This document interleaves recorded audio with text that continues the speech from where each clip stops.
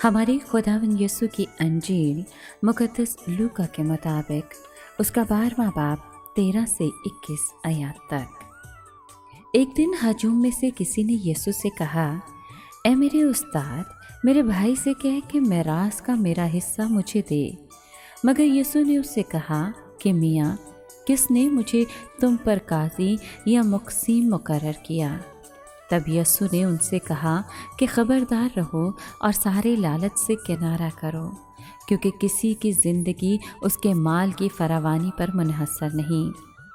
फिर यीशु ने उनसे एक तमसील कही कि किसी दौलतमंद की ज़मीन में बहुत फसल हुई और वो अपने दिल में सोच कर कहने लगा कि मैं क्या करूं, क्योंकि मेरे यहाँ जगह नहीं जहाँ अपनी पैदावार जमा करूं।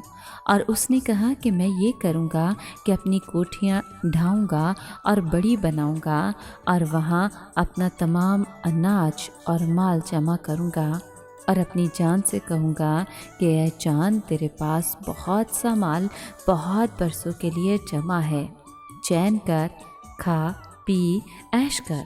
मगर खुदा ने उससे कहा, ए नादान, इसी रात तेरी जान तुझसे तलब कर ली जाएगी, बस जो तूने तैयार किया है वो किसका होगा?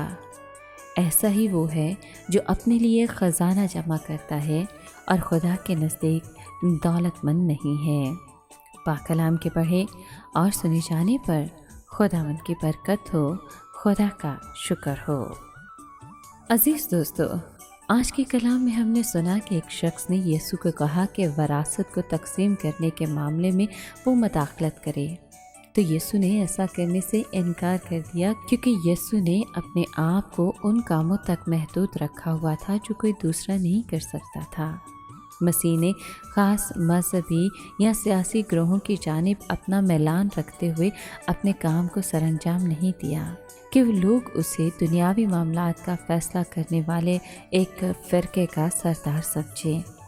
इस मिसाल में मसीह ने एक गुनाह को अयां किया है, वो बहुत आम है और जिसे अमूमन नाकाबिले कबूल समझा जाता है, यानी लालच का गुनाह, दौलत की जानिब दिली रग़बत का गुनाह।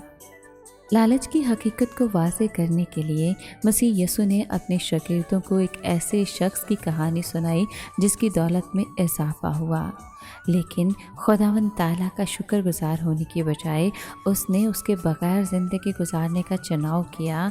उसे इस बात का एहसास करना चाहिए था कि उसकी दौलत उसकी नहीं बल्कि खुदावंद की है।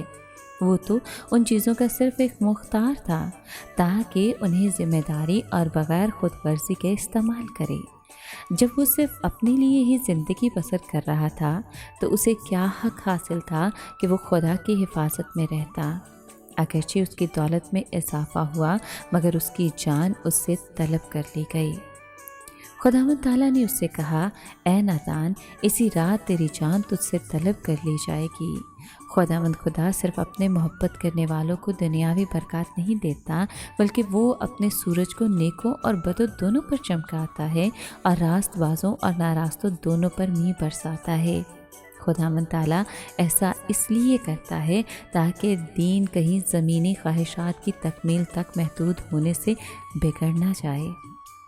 जब यीशु ने फितरत में से मिसालों को इस्तेमाल करते हुए शागिर्दों को ये हकीकत बताई कि खुदावंद ताला उनकी दुनियावी ज़रूरतों की फ़िक्र करता है, तो फिर उन्हें तसल्ली दी कि तुम्हारी कमज़ोरियों के बावजूद तुम्हारा बाप तुम्हें पसंद करता है कि तुम्हें बादशाही दे।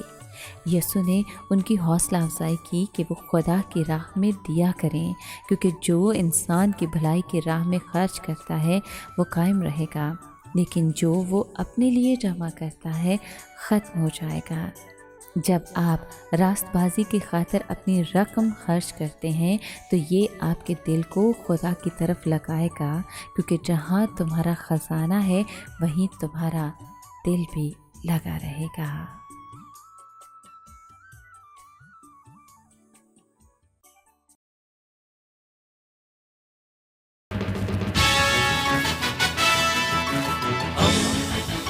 दोस्ती का पैगंबर, रेडियो वेरितास एशिया।